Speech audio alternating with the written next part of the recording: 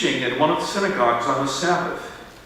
And just then there appeared a woman with a spirit that had crippled her for 18 years. She was bent over and was quite unable to stand up straight. Excuse me. When Jesus saw her, he called her over and said, "Woman, you are set free from your ailment." When he laid his hands on her, immediately she stood up straight and began praising God.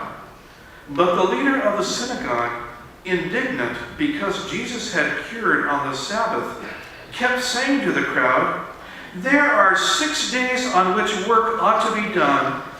Come on those days and be cured, but not on the Sabbath day." But the Lord answered him and said, "You hypocrites! Does not each of you on the Sabbath untie his ox or his donkey from the manger and lead it away to give it water?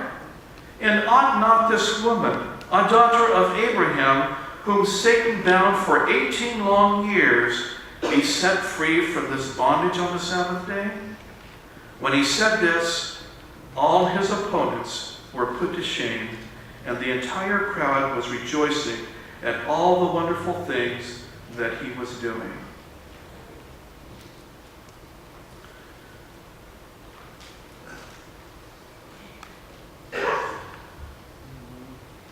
We have an emergency.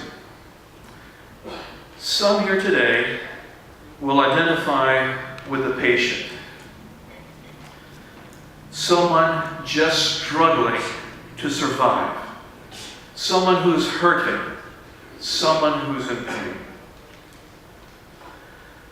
Others here today might identify better with the care providers, the doctors, the nurses, the technicians.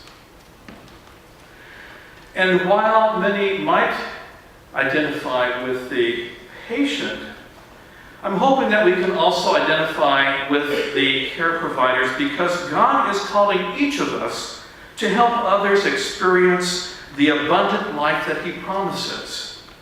For in John 10 he says, "I came that they might have life and have it abundantly."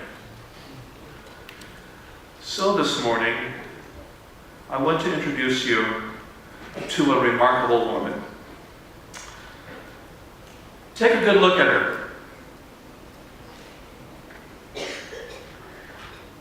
And if you can't see the picture well, picture in your mind's eye a woman whose eyes are a bit tearful. A woman whose face shows the signs of some wrinkles, perhaps due to the stress and pain in her life. A woman whose hands are not smooth and gracious, but fingers curled up. Some of her knuckles are almost gnarled, perhaps evidence of her arthritic life. But in order to better identify with this amazing woman, I need to tell you a bit about a disease, an illness called ankylosing spondylitis.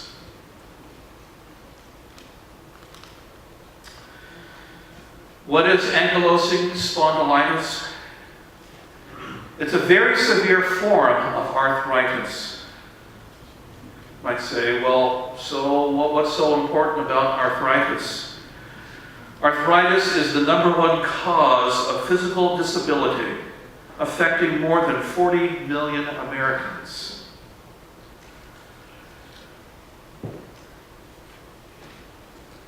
Arthritis is an equal opportunity affliction. It affects males and females.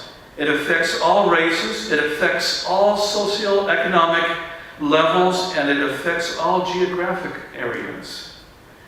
And amazingly enough, more than 285,000 children in the United States suffer from some form of arthritic-related disease. Do you know anyone with arthritis? Have you ever seen anyone with arthritis? Let me show you a picture of someone, actually 3 different individuals with their hands. The picture on the top left, a picture of normal hands. The picture on the upper right, hands with osteoarthritis. You notice on the person's right hand how the fingers are sharply curved. And then on the lower right, you see a picture of someone who has rheumatoid arthritis.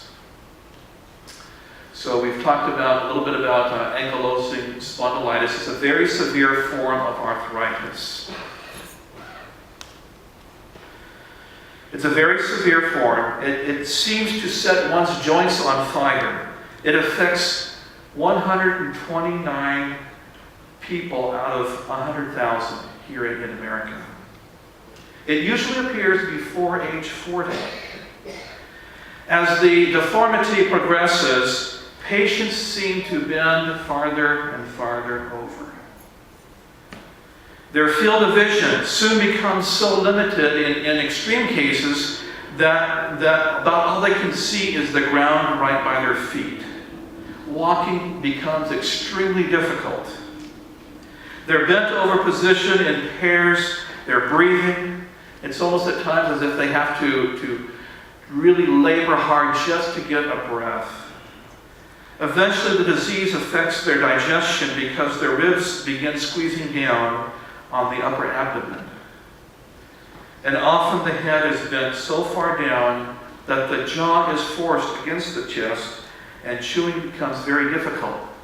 So once again, leading to losing, not getting enough nourishment, losing weight, and not really being able to enjoy the eating process. People affected by spondylitis grow downward, it seems like.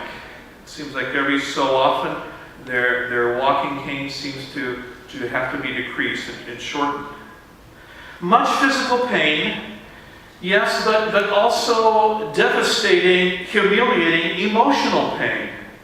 Imagine children seeing someone like this and not understanding, but making fun at the expense of the suffering. And I can imagine that it's not uncommon to feel like an outcast when someone has this debilitating disease. Situation can even lead to extreme cases of depression.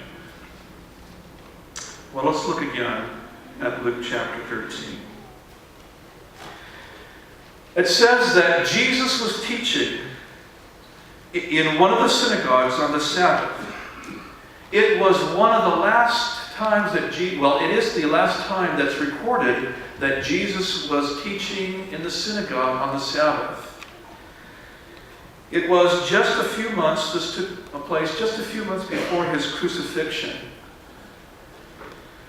Now imagine if this was going to be your last time worshiping with your congregation, with your church family. If you knew in advance that this might be one of the last times, what would you like to see happen? What songs would you like to hear that Sabbath day? What scriptures would you want to share with individuals? Well, maybe Jesus knew that this very well was going to be one of his last times in the synagogue. As I say, it's the last recorded time in the synagogue. And can imagine, he had the opportunity to teach. He was the teacher of the day. What passage might he refer to? What might he want to see happen that Sabbath day? It's interesting that Jesus ends his ministry in the synagogue on the Sabbath, somewhat like how it began when he entered the synagogue on the Sabbath, his ministry. Luke tells us earlier in his gospel that Jesus came to Nazareth. He had been brought up, and when he went into the synagogue on the Sabbath day, as was his custom, he stood up to read. The scroll of the prophet Isaiah was given to him. He unrolled and he read from Isaiah. So the Spirit of the Lord is upon me because he has anointed me to bring good news to the poor. He has sent me to proclaim release to the captives and recovery of sight to the blind, to let the oppressed go free, to proclaim the year of the Lord's favor. He's wanting to make sure that people understand, that we understand we're set free because of what God has done, is doing, and will continue to do. He loves the Sabbath day. He's the creator of the Sabbath day. It's the one day of the week that He blessed. He made it holy. And Jesus not only loved the Sabbath for Him, He loves it for others, for you and for me.